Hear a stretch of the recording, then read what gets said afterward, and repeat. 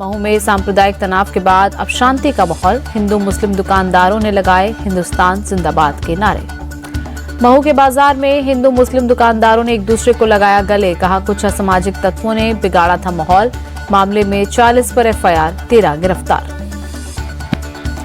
3 भाषाओं के मुद्दे पर सदन के बाहर भी गतिरोध। डीएमके सांसद कनिमोझी और अन्य सांसदों ने धर्मेंद्र प्रधान की टिप्पणी पर संसद के बाहर प्रदर्शन किया। तेज प्रताप यादव और हेमा यादव को मिली बेल। लैंड फॉर जॉब मामले में दिल्ली के राउज एवेन्यू कोर्ट से 50,000 के निजी मुचलके पर मिली बेल। तेजस्वी यादव के बयान पर केंद्रीय मंत्री गिरिराज सिंह का पलटवार। बोले तेजस्वी अहंकार में हैं, वो संघर्ष से राजनीति में नहीं आए, लालू के बेटे हैं और यही उनकी ख्याति है। उत्तर प्रदेश सरकार के मंत्री रघुराज सिंह का विवादित बयान। कहा होली के रंग से परहेज करने वाले पुरुष भी पहने हिजाब, जिन्हें दिक्कत वो जेल जाए, प्रदेश छोड़े या यमराज के पास नाम लिखवा दें। केंद्रीय मंत्री धर्मेंद्र प्रधान की टिप्पणी पर कांग्रेस सांसद प्रमोद तिवारी का पलटवार। बोले उन्हें अपनी भाषा पर नियंत्रण रखना चाहिए था, वे किसी को गाली नहीं दे सकते। दिल्ली की पूर्व सीएम आतिशी ने बीजेपी पर साधा निशाना। बोली मोदी की गारंटी जुमला निकली, महिलाओं के खाते में अब तक 2500 रुपए नहीं आए। उड़ीसा में विधानसभा के बाहर कांग्रेस विधायकों का प्रदर्शन। राज्य में महिलाओं के खिलाफ बढ़ते अपराध को लेकर सरकार को घेरा। तमिलनाडु के चेंगलपट्टू में सीएम एमके स्टालिन का रोड शो। बड़ी संख्या में शामिल हुए लोग। ईडी के छापे में 33 लाख रुपए मिलने पर बोले भूपेश बघेल। कहा 33 लाख कोई बड़ी राशि नहीं, सिर्फ बदनाम करने का प्रयास। नोट गिनने की मशीन देखकर भूपेश बघेल के समर्थकों ने किया विरोध। कहा कुछ प्लांट कर फंसाने की साजिश रच रही ईडी की टीम। भूपेश बघेल के आवास पर ईडी की छापेमारी पर सीएम साय का बयान। कहा सभी जानते हैं कांग्रेस सरकार में हुए थे घोटाले, ईडी की जांच में प्रदेश सरकार की दखल नहीं। ईडी की रेड पर छत्तीसगढ़ के डिप्टी सीएम अरुण साव का बयान। कहा भूपेश सरकार के दौरान हुए बड़े बड़े घोटाले, साक्ष्य के आधार पर ही ईडी कर रही कार्रवाई।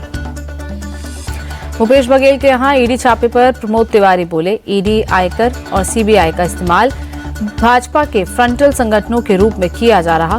बघेल को पंजाब का प्रभारी बनाए जाने के ठीक बाद छापे।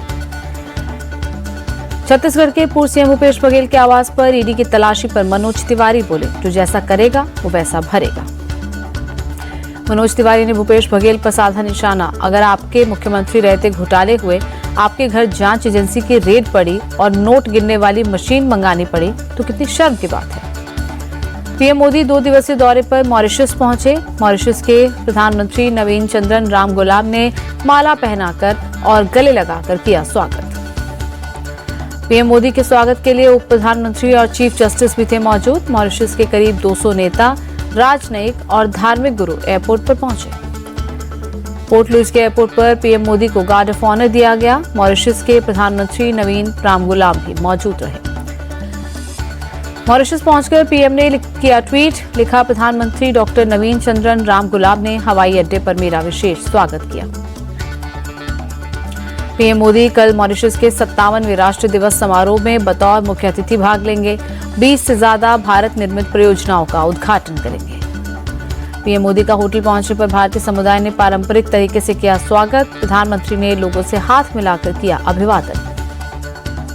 संभल में बीजेपी नेता गुलफाम सिंह यादव की जहरीला इंजेक्शन देकर हत्या कर दी गई। वारदात को बाइक से आए 3 युवकों ने अंजाम दिया। बाइक सवार युवकों की तलाश में जुटी पुलिस। गांव में लगे सीसीटीवी खंगाले जा रहे।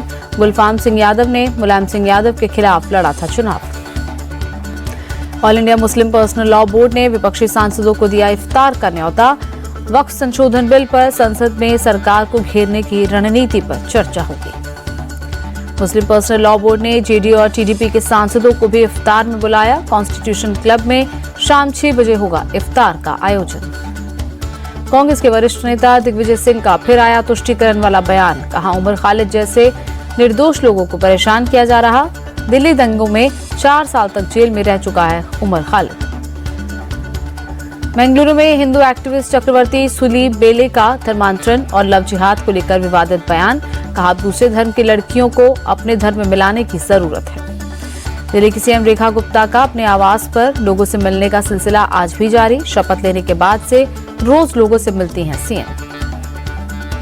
आरएसएस महासचिव होसबोले के इंडिया भारत वाले बयान पर जम्मू कश्मीर के नेता विपक्ष सुनील शर्मा बोले, होसबोले के बयान का स्वागत करते हैं। इंडिया को भारत कहने में किसी को कोई आपत्ति नहीं। बलिया में मेडिकल कॉलेज बनाने के लिए भूमि हस्तांतरण की कार्रवाई पूरी, उप मुख्यमंत्री ब्रिजेश पाठक ने दी जानकारी। छत्रपति संभाजी महाराज की आज पुण्यतिथि, सपा नेता अबू आजमी ने ट्वीट कर दी श्रद्धांजलि।